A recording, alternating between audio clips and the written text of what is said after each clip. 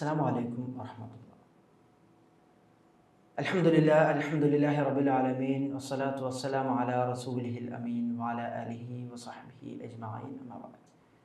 സ്നേഹം നിറഞ്ഞ സത്യവിശ്വാസികൾ,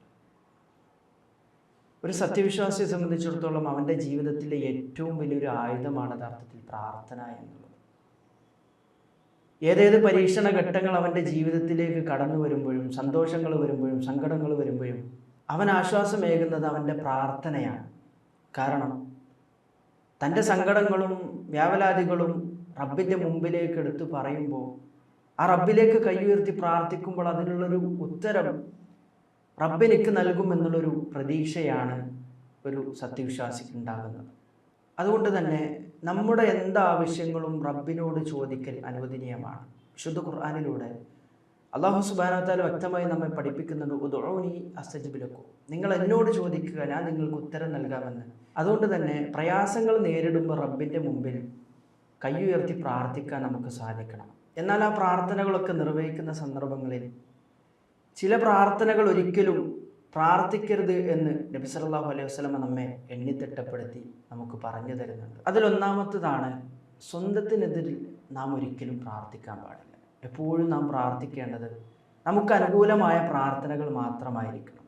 മഹാനായ നബി കരീം സല്ലല്ലാഹു അലൈഹി വസല്ലം നമ്മെ പഠിപ്പിക്കുന്നുണ്ട്, ലാ തദഉ അലാ അൻഫുസികും ഇല്ലാ ബിഖൈർ, നന്മയ്ക്ക് വേണ്ടിയല്ലാതെ, നല്ല കാര്യത്തിന് വേണ്ടിയല്ലാതെ നാം ഒരിക്കലും പ്രാർത്ഥിക്കാൻ പാടില്ല എന്നുള്ളത്. കാരണം ഫഇന്നൽ മലായികത യുഅമ്മിനൂന അലാ മാ തഖൂലൂൻ, കാരണം മലക്കുകൾ നാം എന്താണോ പ്രാർത്ഥിക്കുന്നത് ആ പ്രാർത്ഥനകൾക്ക് ആമീൻ മലക്കുകൾ പറയും എന്നുള്ളതാണ്. അതുകൊണ്ട് തന്നെ ആ പ്രാർത്ഥന അല്ലാഹു സുബ്ഹാനഹു വ തആല സ്വീകരിക്കുകയും ചെയ്യും എന്നത് ഈ ഒരു ഹദീസിലൂടെ വ്യക്തമായിക്കൊണ്ട് നമ്മെ മഹാനായ റസൂലുള്ളാഹി സ്വല്ലല്ലാഹു അലൈഹി വസല്ലം നമ്മെ പഠിപ്പിക്കുകയാണ്. മാത്രമല്ല, സ്വന്തത്തിനെതിരിൽ പ്രാർത്ഥിച്ചാൽ ആ പ്രാർത്ഥന അല്ലാഹു സ്വീകരിക്കുമെന്നതിനുള്ള എത്രയോ തെളിവുകൾ ചരിത്രത്തിൻ്റെ താളുകളിലൂടെ നമുക്ക് വായിച്ചെടുക്കാൻ നമുക്ക് സാധിക്കുന്നതാണ്.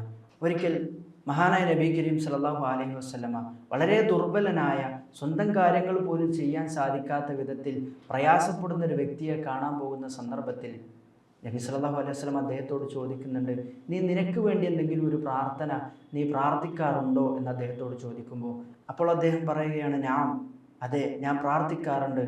അല്ലാഹുമ്മ മാ കുൻതു മുആഖിബി ബിഹി ഫിൽ ആഖിറ ഫഅജ്ജിൽഹു ലി ഫിദ് ദുനിയ, എനിക്ക് ആഖിറത്തിൽ വെച്ച് എന്തെങ്കിലും ഒരു ശിക്ഷ നീ നൽകാൻ ഉദ്ദേശിക്കുന്നുണ്ട് എങ്കിൽ അത് ദുനിയാവിൽ വെച്ച് തന്നെ നീ എനിക്ക് നൽകണമെന്ന് മഹാനായ നബി കരീം സല്ലല്ലാഹു അലൈഹി വസല്ലമയോട് ആ ഒരു വ്യക്തി പറയുകയാണ്. ആ സന്ദർഭത്തിൽ അദ്ദേഹത്തോട് വളരെ അത്ഭുതത്തോടു കൂടി നബി സല്ലല്ലാഹു അലൈഹി വസല്ലം പറയുകയാണ്, അഫലാ ഖുൽത്, നിനക്ക് ഇപ്രകാരം പറയാമായിരുന്നില്ലേ, അല്ലാഹുമ്മ ആതിനാ ഫിദ് ദുനിയ ഹസന വഫിൽ ആഖിറതി ഹസനതൻ വഖിനാ അദാബന്നാർ, അല്ലാഹുവേ എനിക്ക് ദുനിയാവിലും ആഖിറത്തിലും നന്മകൾ നൽകുകയും വഖിനാ അദാബന്നാർ, നരകശിക്ഷയിൽ നിന്ന് എനിക്ക് മോചനവും നൽകുക എന്നുള്ള ഈ ഒരു പ്രാർത്ഥന നിനക്ക് നിർവഹിച്ചു കൂടായിരുന്നു എന്ന് മഹാനായ നബി കരീം സല്ലല്ലാഹു അലൈഹി വസല്ലം അദ്ദേഹത്തോട് പറഞ്ഞു കൊടുക്കുകയാണ്.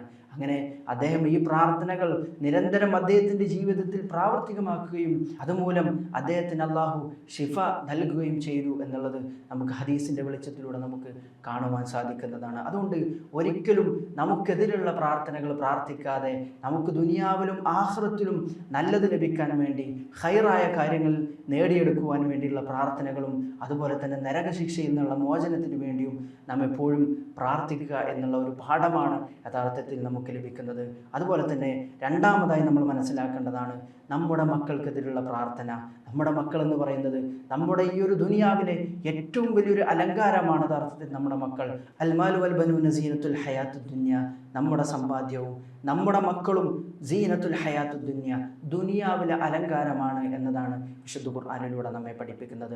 അതുകൊണ്ട് മക്കളെ നല്ല രൂപത്തിൽ വളർത്തുവാനും അവർക്ക് നന്മയ്ക്ക് വേണ്ടിയിട്ടുള്ള പ്രാർത്ഥനകളുമാണ് നമ്മുടെ ഭാഗത്ത് നിന്നുണ്ടാവേണ്ടത്. മാത്രമല്ല, പരമകാരുണികന്റെ യഥാർത്ഥ അടിമയുടെ വിശേഷണങ്ങൾ എണ്ണി പറയുന്നിടത്ത് നമുക്ക് കാണാൻ സാധിക്കും, വല്ലദീന യഖൂലൂന റബ്ബനാ ഹബ് ലനാ മിൻ അസ്വാജിന വദുരിയാതിന ഖുർറത അയുനിൻ വജഅൽനാ ലിൽ മുത്തഖീന ഇമാമ, അല്ലാഹുവേ ഞങ്ങളുടെ സന്താനങ്ങളെയും ഞങ്ങളുടെ ഭാര്യമാരെയും കൺകുളിർമയുള്ളവരാക്കി മാറ്റുകയും അതുപോലെ തന്നെ വജഅൽനാ ലിൽ മുത്തഖീന ഇമാമ, ധർമ്മനിഷ്ഠ പാലിക്കുന്നവർക്ക് മുത്തഖീങ്ങൾക്ക് ഇമാമായി ഞങ്ങളെ നീ മാറ്റുകയും ചെയ്യണമേ എന്നൊരു പ്രാർത്ഥനയാണ് യഥാർത്ഥത്തിൽ പരമകാരുണ്യകൻ്റെ യഥാർത്ഥ അടിമകൾ പ്രാർത്ഥിക്കുന്നത് എന്ന് വിശുദ്ധ ഖുർആനിലൂടെ നമുക്ക് കാണുവാൻ സാധിക്കുന്നതാണ്. അതുകൊണ്ട് മക്കൾക്കെതിരായിട്ടുള്ള പ്രാർത്ഥനകൾ നമ്മുടെ ഭാഗത്തു നിന്ന് ഉണ്ടാവാതിരിക്കാൻ നാം ഓരോരുത്തരും ശ്രമിക്കുക. കാരണം നമ്മുടെ ഏത് പ്രാർത്ഥനയാണ് അള്ളാഹു സ്വീകരിക്കുക എന്നുള്ളത് ഒരിക്കലും നമുക്ക് പറയുവാൻ സാധിക്കും. കാരണം മഹാനായ നബി കരീം സല്ലല്ലാഹു അലൈഹി വസല്ലം നമ്മെ പഠിപ്പിക്കുന്നുണ്ട്,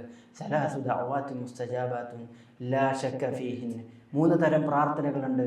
ആ പ്രാർത്ഥനകൾക്ക് ഉത്തരം കിട്ടുന്ന കാര്യത്തിൽ യാതൊരു സംശയവുമില്ല എന്ന് പറഞ്ഞതിന് ശേഷം അതിലൊന്നാമതായി മഹാനായ നബി കരീം സല്ലല്ലാഹു അലൈഹി വസല്ലം എണ്ണി പറയുന്നത് ദഅവത്തുൽ വാലിദ്, മാതാപിതാക്കളുടെ പ്രാർത്ഥനയാണ്. അതുകൊണ്ട് മാതാപിതാക്കൾ എപ്പോഴും മക്കൾക്ക് വേണ്ടി അനുകൂലമായ പ്രാർത്ഥനകൾ നിർവഹിക്കുവാൻ വേണ്ടി ശ്രമിക്കുക എന്നുള്ളതാണ്. മക്കൾക്കെതിരെയുള്ള പ്രാർത്ഥനകൾ അള്ളാഹു സ്വീകരിച്ച എത്രയോ സംഭവങ്ങൾ നമുക്ക് കാണുവാൻ സാധിക്കുന്നതാണ്. നമുക്കറിയാം മഹാനായ ജുറൈജ് റഹിമഹുല്ല, അദ്ദേഹം ബനു ഇസ്രായേലിലെ വളരെ നല്ലൊരു ഭക്തനായിരുന്നു. എന്നാൽ അദ്ദേഹത്തിൻ്റെ ഉമ്മയുടെ വിളി കേൾക്കാത്തതിനാൽ അദ്ദേഹത്തിൻ്റെ ഉമ്മ പ്രാർത്ഥിക്കുകയാണ്, എൻ്റെ മകനെ ഒരു തെമ്മാടിയായ സ്ത്രീയെ കാണിച്ചിട്ടല്ലാതെ മരിപ്പിക്കരുത് എന്നൊരു പ്രാർത്ഥന. ആ പ്രാർത്ഥന അള്ളാഹു സ്വീകരിക്കുന്നതായി ചരിത്രങ്ങളിലൂടെ നമുക്ക് കാണുവാൻ സാധിക്കുന്നതാണ്. അതുപോലെ തന്നെ ഹിജ്റ 260 മരണപ്പെട്ട മഹാനായ മുഹമ്മദ് ബിനു ഖന്തരി, അദ്ദേഹത്തിൻ്റെ സഹോദരി പുത്രൻ ഒരിക്കൽ ഒരു കിളിക്കുഞ്ഞുമായി കളിക്കുന്നത് കണ്ടപ്പോൾ അദ്ദേഹത്തിൻ്റെ പിതാവ് പ്രാർത്ഥിക്കുകയാണ്, എൻ്റെ മകനെ അള്ളാഹു മരിപ്പിക്കണമേ എന്നൊരു പ്രാർത്ഥന ആ പിതാവ് അവിടെ നടത്തുകയാണ്. ആ ഒരു പ്രാർത്ഥന അള്ളാഹു സ്വീകരിച്ചതായി ചരിത്രങ്ങളിലൂടെ നമുക്ക് കാണാൻ സാധിക്കുന്നതാണ്. അതുകൊണ്ട് ഒരിക്കലും നമ്മുടെ മക്കൾക്ക് പ്രതികൂലമായി ബാധിക്കുന്ന രൂപത്തിലുള്ള പ്രാർത്ഥനകൾ നമ്മുടെ ഭാഗത്തു നിന്നുണ്ടാവരുത്. അതുപോലെ തന്നെ നമുക്ക് പ്രതികൂലമായി ബാധിക്കുന്ന രൂപത്തിലുള്ള പ്രാർത്ഥനകളും നമ്മൾ ഏത് സന്ദർഭങ്ങളിലാണെങ്കിലും ആ രൂപത്തിൽ നമ്മൾ പ്രാർത്ഥിക്കാതെ ഏറ്റവും നല്ല ദുനിയാവിലും ആഖിറത്തിലും നന്മ ലഭിക്കുവാനും ഖബർ ശിക്ഷയിൽ നിന്നുള്ള മോചനത്തിന് വേണ്ടിയിട്ടുള്ള മഹാനായ നബി കരീം സല്ലല്ലാഹു അലൈഹി വസല്ലം നമ്മെ പഠിപ്പിച്ചിട്ടുള്ള ആ ഒരു പ്രാർത്ഥന നിരന്തരമായി നമ്മുടെ ജീവിതത്തിൽ പ്രാവർത്തികമാക്കുക. അല്ലാഹു സുബ്ഹാനഹു വ തആല നമുക്ക് തൗഫീഖ് നൽകുമാറാകട്ടെ. വആഖിറു ദഅവാനാ അൽഹംദുലില്ലാഹി റബ്ബിൽ ആലമീൻ. വസ്സലാമു അലൈക്കും വറഹ്മത്തുള്ളാഹി വബറകാതുഹു.